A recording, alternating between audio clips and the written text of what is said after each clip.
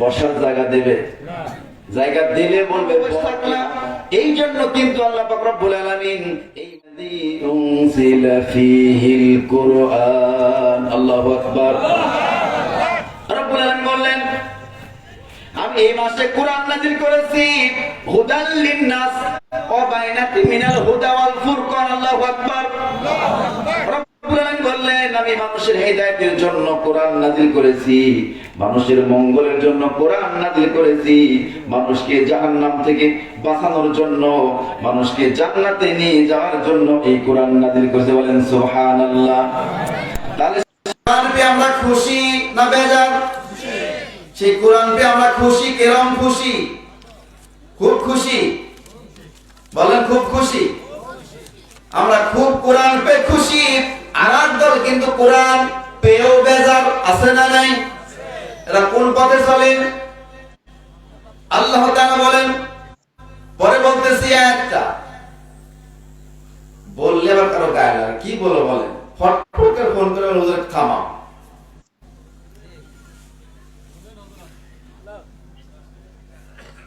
বই মেলা হয় কি হয় না?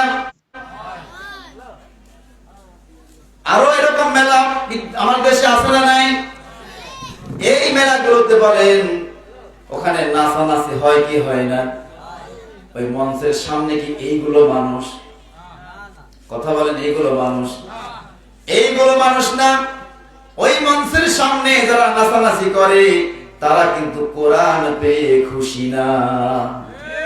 কসম করে আল্লাহ বলতেছি, যদি তওবা না করে মারা যায়, আল্লাহ পাক রব্বুল আলামিনের যত বড়ই বান্দা এসে তার জানাজা পড়ায় দাফন করুক না কেন, জাহান্নাম ছাড়া কোনো গতি নাই।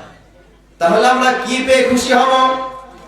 টাকা পেয়ে, বউ পেয়ে, গাড়ি পেয়ে, জায়গা পেয়ে, জমি পেয়ে, না নাচ গান পেয়ে?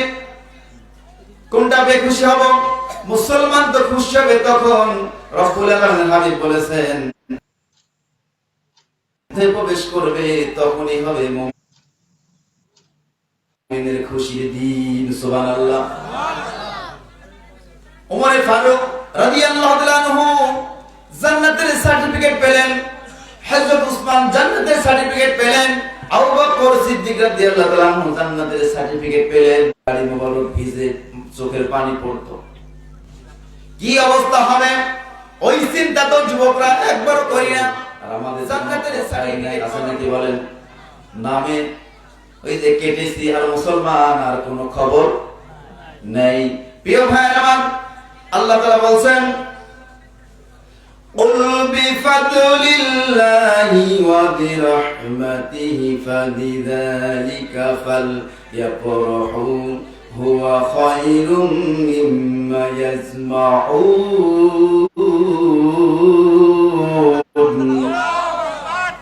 রব্বুল আলামিন বলছেন আল্লাহর অনুগ্রহ রহমত, সুতরাং এই নিয়ে যেন তারা খুশি হয়। কি নিয়ে?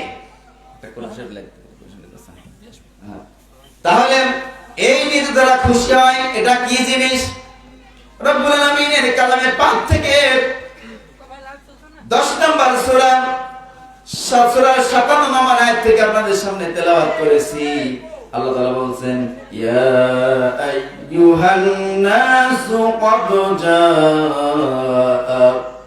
قد جاءكم موعظة من ربكم وشفاء لما في الصدور। আল্লাহু আকবার। রব্বুল আলামিন বলেন হে মানুষ, তোমাদের রবের পক্ষ থেকে তোমাদের কাছে এসেছে উপদেশ। কি এসেছে বলেন? উপদেশটার নাম কি? কোরআন। উপদেশের নাম কি বলেন? আমি আগেই বলে দিয়েছি, 1 মাস না খেয়ে থাকার মধ্যে কোনো বরকত নাই। বরকত আল্লাহ তাআলা দান করেছেন মহাগ্রন্থ আল কোরআন দিয়ে। মাহে রমজান মাসটাকে পরিপূর্ণ করে দিয়েছেন। সুবহানাল্লাহ। সম্মানিত ভাইরা আমার, আল্লাহ তাআলা আবার বললেন ওয়াশিফাউল লিমা ফিস সুদূর। আল্লাহ বললেন এসেছে উপদেশ এবং অন্তর কোন সময়ে যা থাকে তার শিফা, আর মুমিনদের জন্য হিদায়াতুর রহমত। সুবহানাল্লাহ বলেন। তাহলে কোরআনুল কারীম মুমিনদের জন্য উপদেশ। আর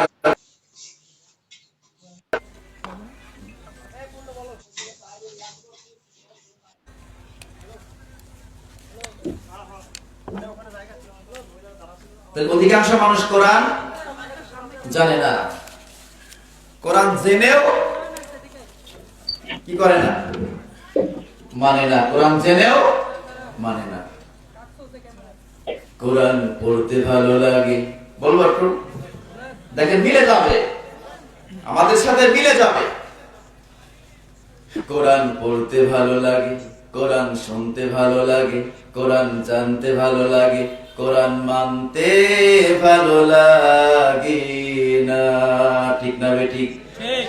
কোরআন জানতে ভালো লাগে, কোরআন পড়তে ভালো লাগে, কোরআন শুনতে ভালো লাগে, কোরআন মানতে ভালো লাগে না। কোরআন মানতে ভালো এই জন্য লাগে না, কোরআন যদি কেউ মানতে চায়, টাকনুর নিচে কোন যুবক প্যান্ট পড়তে পারবে না। ঠিক না বেঠিক? কোরআন যদি মানতে হয়, কোরআন যদি মানতে চাই, তাহলে বেনামাজি থাকা যাবে। কোরআন যদি মানতে চাই, তাহলে রোজা ভাঙা যাবে। সম্মানিত ভাইরা আমার, তাহলে কোরআন আমরা শুনতে রাজি, তেলাওয়াত করতে রাজি, কিন্তু মানতে রাজি না। যখন কারি সাহেবরা তেলাওয়াত করা শুরু করে দেন, আলহামদুলিল্লাহি রাব্বিল আলামিন, যখন তেলাওয়াত শুরু করে দেয়, সবার শুনতে ভালো লাগে। আবার যখনই ওই কোরআন তেলাওয়াত অর্থ সহ বলা হয়, তখন কিন্তু আর ভালো পিছনে ভাই ভালো লাগে বলেন। প্রিয় ভাইরা আমার, এই জন্য এই গানটা খুব সুন্দর গান, মিলে যায় আমাদের জীবনের সাথে। কোরআন জানতে ভালো লাগে, কোরআন শুনতে ভালো লাগে, কোরআন পড়তে ভালো লাগে, কোরআন মানতে ভালো লাগে না। নামাজেতে পড়লে কোরআন মনটা শীতল হয়। ঠিক না বেটি? বাজারের হুজুরের তেলাওয়াতই ভালো, কত সুন্দর কণ্ঠ। রমজান মাসে গেলে কোরআন শুনতেই মন চায়, শুনতেই মন চায়। নামাজেতে পড়লে কোরআন মনটা শীতল হয়, কারির তেলাওয়াত শুনিলে প্রাণ জুড়িয়ে যায়। সেই কোরআনের ব্যাখ্যা দিলে, সেই কোরআনের ব্যাখ্যা দিলে অন্তরেতে আগুন জ্বলে। সেই কোরআনের ব্যাখ্যা দিলে অন্তরেতে আগুন জ্বলে, বিরোধিতাও চলে তাও জানি না। ঠিক না বেঠিক? কোরআন সারা দিন রাত এখানে যদি আমরা তেলাওয়াত করি, কারি সাহেবরা তেলাওয়াত করলে কেউ বলবে না সমস্যা হচ্ছে। যখন কোরআনের ব্যাখ্যা বিশ্লেষণ দেওয়া হবে, তখনই গায়ে লেগে যায়। সম্মানিত ভাইরা আমার, সেই কোরআনের ব্যাখ্যা দিলে তো সমস্যা। আগে বললাম, প্যান্টটা কিন্তু যুবকদের উঠতে হবে, টাকনুর নিচে উঠতে হবে যদি কোরআন মানতে চান। আর যদি কোরআন মানার দরকার না লাগে, টাকনুর নিচে কেন, আরো বড় করে বানাইয়া জুতা বানাইয়া চললেও সমস্যা। মা বোনদের টাকনুর নিচে কাপড় পরা লাগবে না, উপরে বলেন। এখন মা বোনেরা পরে কোথায়? নিচে না উপরে? আর পুরুষরা পরে কোথায়? এখন মনে করেন টিউব যদি উপরে দেন আর টায়ার যদি ভিতরে দেন, লিক হবে কি হবে না বলেন? আজকে গোটা বিশ্বের মধ্যে নয়, শুধু বাংলাদেশের মধ্যে বলতে চাই, যেহেতু আমরা বাংলাদেশে বাস করি, আজকে নারীগণ, মা বোনেরা ধর্ষিত হওয়ার কারণ, লাঞ্ছিত হওয়ার কারণ, অপমানিত হওয়ার একমাত্র কারণ হলো পর্দা না মানা। ঠিক না বেঠিক? কাপড় পরার দরকার ছিল, টাকনু ঢেকে মা বোনেরা পড়ছে টাকনুর উপরে। আল্লাহর নবী, বিশ্ব নবী মুহাম্মদুর রাসূলুল্লাহ সাল্লাল্লাহু আলাইহি ওয়াসাল্লাম বলেছেন, আরো এক শ্রেণীর মানুষ, আমি এক শ্রেণীর কথা বলেছি, যে কিয়ামতের ময়দানে ঘুরেও তাকাবেন না।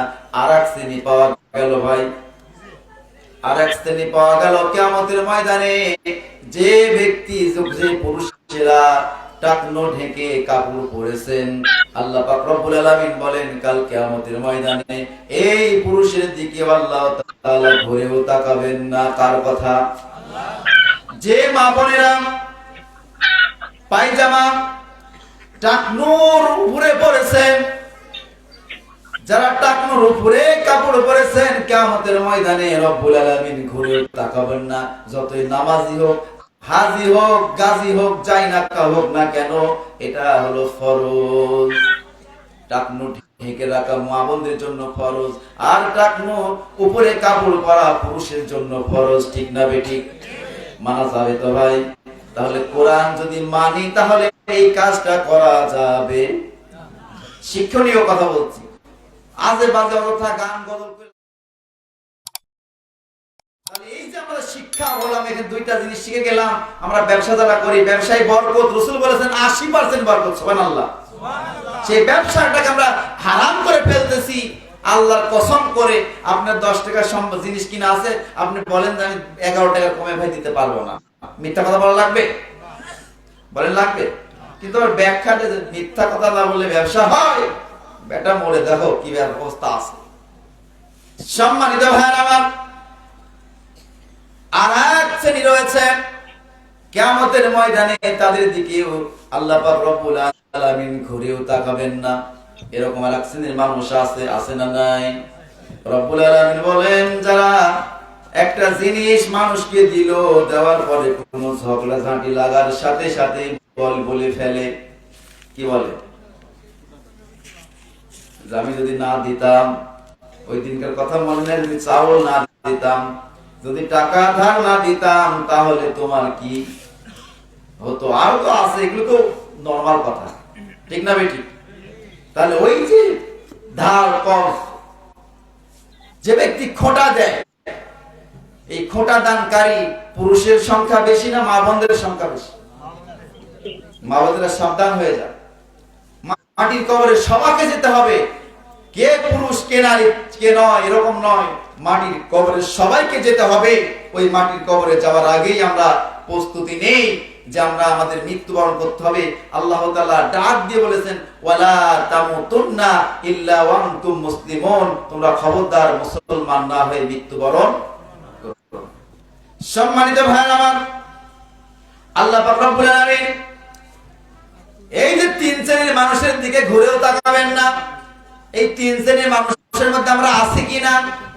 বাড়িতে যখন বিছানায় যাবেন, আরামে বিছানায় বালিশের উপরে মাথাটা দিয়ে একটু চিন্তা করবেন যে হুজুর এই কথাগুলো বললো, আসলে দেখি কথাগুলো ঠিক নাকি, এই কাজগুলো আমার মধ্যে আছে কিনা। যদি চিন্তা করে শুয়ে কাল থেকে ওই কাজটা না করা হয়, তাহলে আল্লাহ পাক রব্বুল আলামিন আমার আপনার স্থান জান্নাতের মধ্যে ঠিকানা বানিয়ে দিবেন। বলেন সুবহানাল্লাহ। আর যদি কথাগুলো শুনে যাওয়ার পরেও যদি না মানি, কাল থেকে যা করতেছিলাম তাই করি, তাহলে আযাব আরো বাড়বে না কমবে? সম্মানিত ভাইরা আমার, রব্বুল আলামিন বলে দিলেন এই 3 শ্রেণীর মানুষ, যে মানুষ একটা জিনিস একজনকে দিয়ে খোঁটা পাড়ে, তাকে আল্লাহ তাআলা কিয়ামতের ময়দানে তার দিকে ঘুরেও তাকাবেন না। আর কিয়ামতের মাঠটা এমন অবস্থা হবে, এমন অবস্থা হবে, কেউ কারো দিকে ঘুরে তাকানোর সময় পাবে না। কারণ কিয়ামতের ময়দানে সবাই থাকবে উলঙ্গ অবস্থায়। ঠিক না বেঠিক? সবাই উলঙ্গ থাকবে। আম্মা জানা আয়েশা সিদ্দিকা রাদিয়াল্লাহু তাআলা আনহা বলেছিলেন, ইয়া রাসূলুল্লাহ, ইয়া হাবিবাল্লাহ, এই যে কিয়ামতের ময়দানে এত মানুষ উলঙ্গ অবস্থায় থাকবে, কি অবস্থা হবে, কি কার কি তাকাবে কিনা?